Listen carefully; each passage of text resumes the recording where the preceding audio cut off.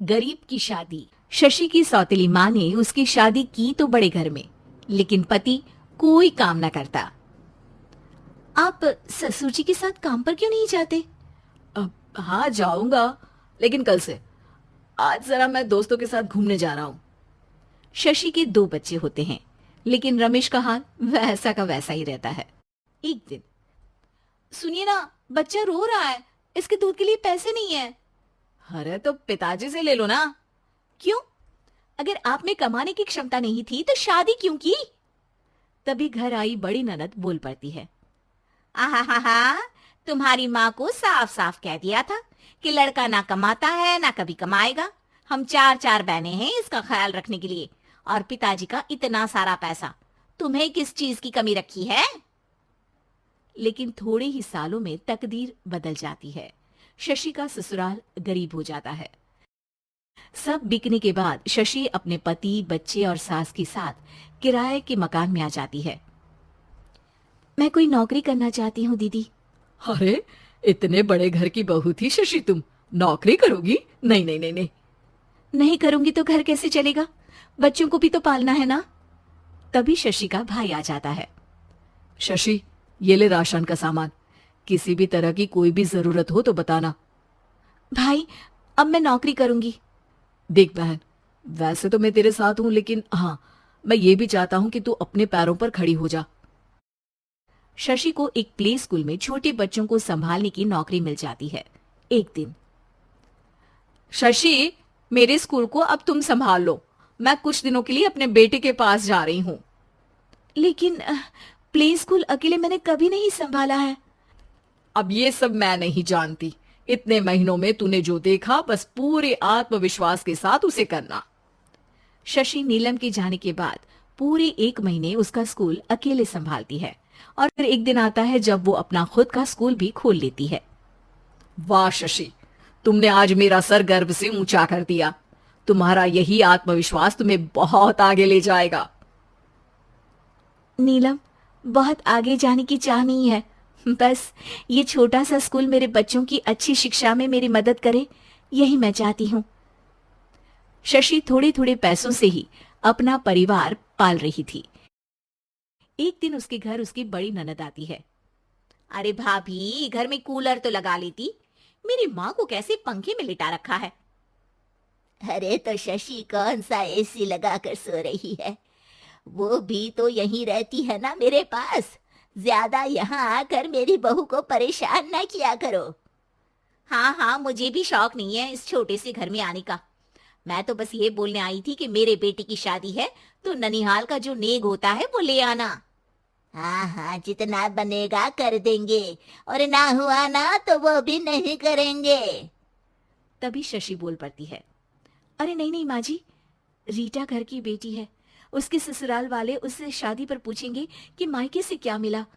रीटा, तुम मुझे सामान की लिस्ट भेज देना, मैं पूरी कोशिश करूंगी कि तुम्हारी हर डिमांड को पूरा करे। अच्छा, मैं खाना लगाती हूँ। शशि ये बोलकर किचन में चली जाती है। धीरे धीरे कर शशि किसी न किसी तरह अपनी सारी ननदों की डिमांड भी पूरी करती, बच्चों की ख्वाहिशें भी, और उनकी पढ़ाई के लिए पैसे जोड़ती। एक दिन जब शशि का बेटा 12वीं पास करके आता है। माँ, अब तुझे काम करने की जरूरत नहीं है, मैं अब कोई ना कोई नौकरी करके पढ़ाई भी साथ कर लिया करूंगा। शशि को लगता है कि बेटा और आगे पढ़ाई करे, लेकिन वक्त की मार के कारण वो बेटे को काम के लिए हाँ कर देती है। अब बेटा एक बैंक में चपरासी बन जाता है। लड़का, देखने में तो बड़ा अच्छा है, अंग्रेजी भी पटर पटर बोलता है, फिर चपरासी क्यों? लड़का सारी बात मैनेजर को बता देता है।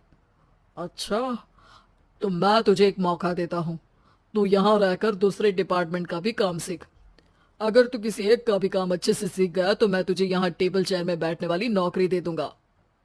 लेकिन एक दिन शशि की ननद उसे फोन करती है। अरे भाभी, देखो, मायका तो मेरा तुम लोगों से ही है। मैंने आपके बेटे और मेरे भतीजे प्रदीप के लिए यहाँ एक नौकरी देखी है, पूरे 5,000 मिलेंगे। वैसे करता ही क्या है, चपरासी ही तो है ना। कोई बात नहीं रीटा, मैं उसे इस शहर के बाहर नहीं भेजना चाहती हूँ, बाकी वो शाम को आएगा तो मैं पूछ लेती हूँ।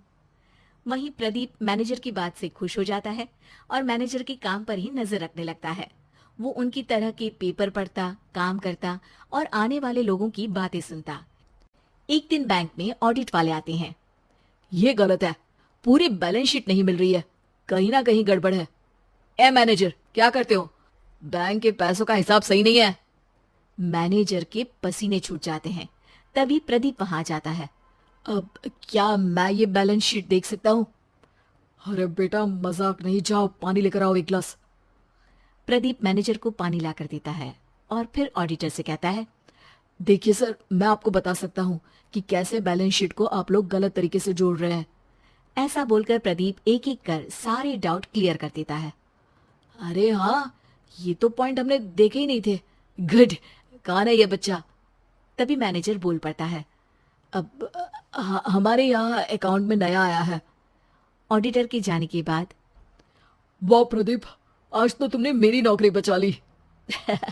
और आपने भी तो मेरी नई नौकरी लगा दी, अकाउंटेंट की। बस फिर क्या था, प्रदीप ने एक बार जो सफलता की सीढ़ी चढ़ी, बस चढ़ता ही चला जाता है। फिर एक दिन शशि की ननद, अरे भाभी कैसी हो? घर को तो बड़ा ही सुंदर चमका रखा है। अरे बेटी, कैसे आना हुआ? तू तो इस छोटे से घर में आना भी नहीं चाहती थी। कोई खास काम है क्या? अब हाँ, वो माँ, मेरा जो मजला बेटा है ना, वो अकाउंट से पढ़ाई कर रहा है, तो प्रदीप से बोलकर उसकी भी कहीं अच्छी नौकरी लगा दो ना।